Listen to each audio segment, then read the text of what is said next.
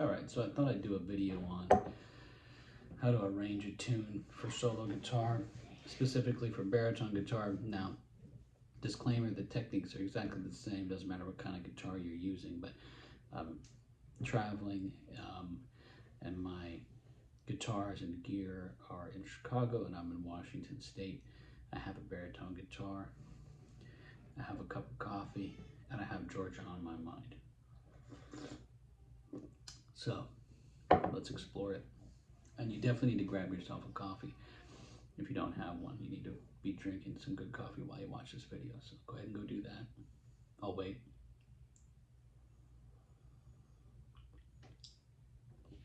Okay. Now, first thing you want to do is listen to this tune a lot.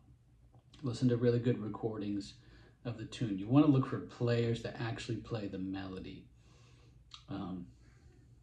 Like Chet Baker is a really great one to listen to, Julie London, Frank Sinatra, those kinds of cats, they play the melody. Other people that sound great and I love their playing, they embellish the melody more than play the melody. When you're learning a tune, you want to hear the melody in its purest form possible, okay? And start to pick it up off the recording. Once you learn the melody off the recording, and you can use a lead sheet as a reference guide if you need to. I've got one here. Then start to pick up the bass notes, start to pick up the harmony and figure out the chords. In music, if you understand music theory, if you know the key, if you can find the key that a tune is in, then you can find the harmony, because there's only a few logical choices for melody notes. And people don't, especially standards, people don't write weird, wacky chord changes. These are old traditional songs that, maybe you heard a reharmonized version of it that's got some wild chords. But the original song wasn't written with a bunch of wild substitutions. Someone else did that later. You can do that once you learn the tune, but first get the basic harmony down. Okay? So, once you know the melody, let's look at the melody. Georgia, Georgia, the whole day long, da, da, da, da,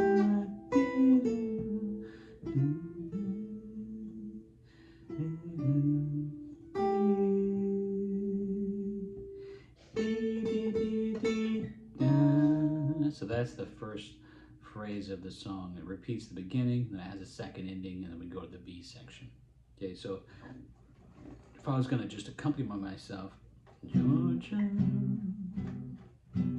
Georgia, the whole day through, just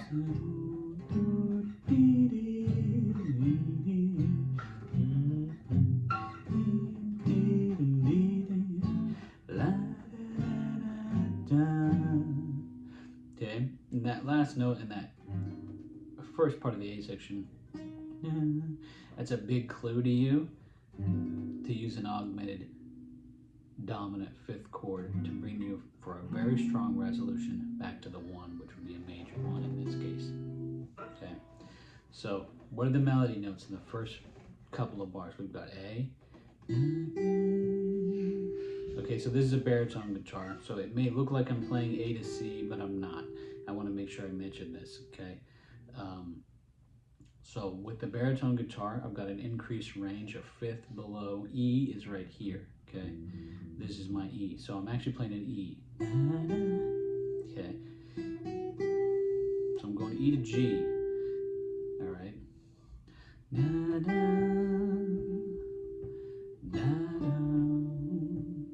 All right, so what chords would fit that? Well, this is pretty clear right here. It's going 3 to 5 melodically. 3 to 5, okay, on the 1 chord.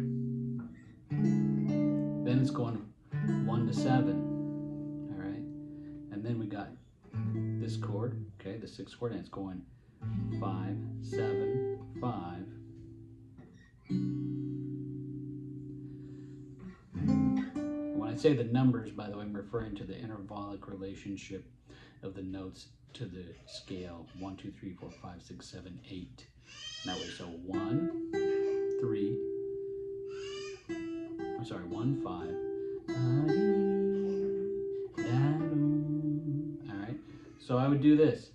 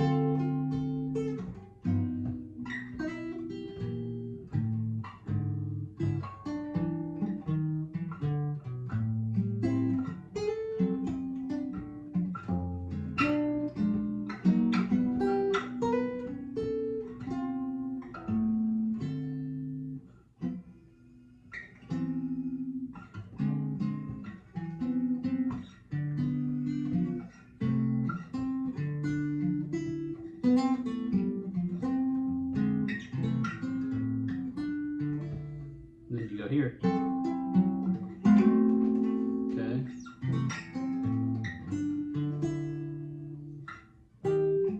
Let's take a look at that middle section now. We've got, so it's going from okay, so harmonically, I'm outlining a chord. That's all I'm doing. Put in a ninth on the top of the melody note there. So that tells you too, like a lot of the extensions you hear, especially traditionally players do, those notes are just melody notes. And then they get analyzed and put into the music.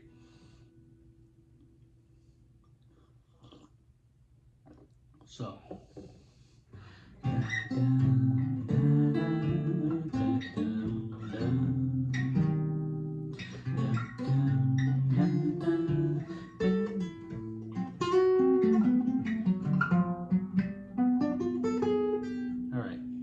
I like to play a dominant 7th chord at the beginning.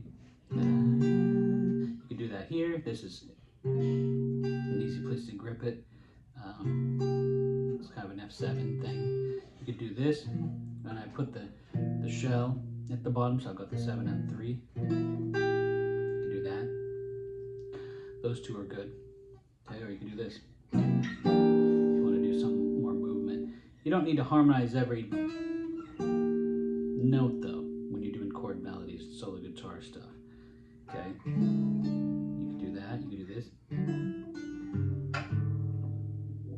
You could do, that's the next chord, by the way. Da, da. So this one, you could do this. Da, da, kind of a thing. You could do this kind of thing. Or that's going from the 9th to the 3rd. You could do this. Let's go into the next chord actually. So then we've got that minor chord, the 6th chord, the relative minor to the major key. So the melody is this. Da, da, da, da, or da, da, da, da. All right, so you could do this. Da, da, da,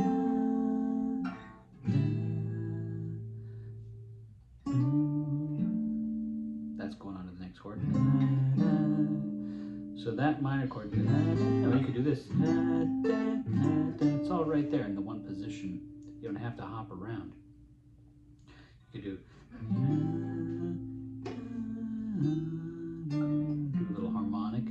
And I'm just going to grab, the easiest thing I can grab to harmonize that G minor, which would be the triad inversion. If you don't know your triad inversions, get hip to the triad inversions. I use them all the time. Then I'm going to go to here. And I don't need to grab the whole chord. You never need these big giant chord voicings. Small chord voicings get the job done, and they let you be mobile. Okay? Like that. Okay? I want flexibility.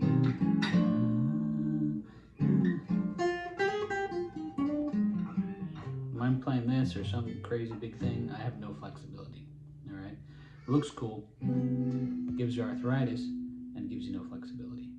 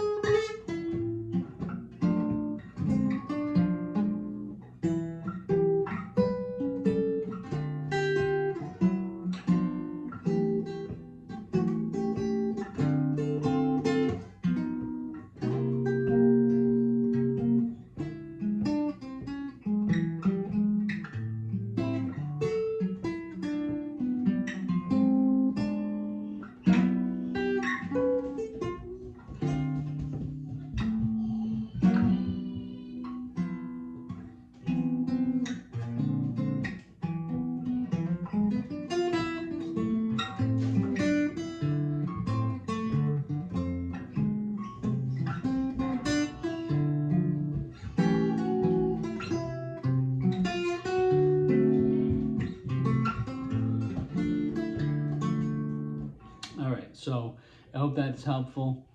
And if you want to learn how to do the whole tune, you can hit me up for private Zoom lessons. And I'm thinking about doing a class on arranging for solo fingerstyle guitar. You can let me know in the comments if that's something you're into. You can send me an email, contact@nathanielmooremusic.com. I look forward to hearing from you. Thanks.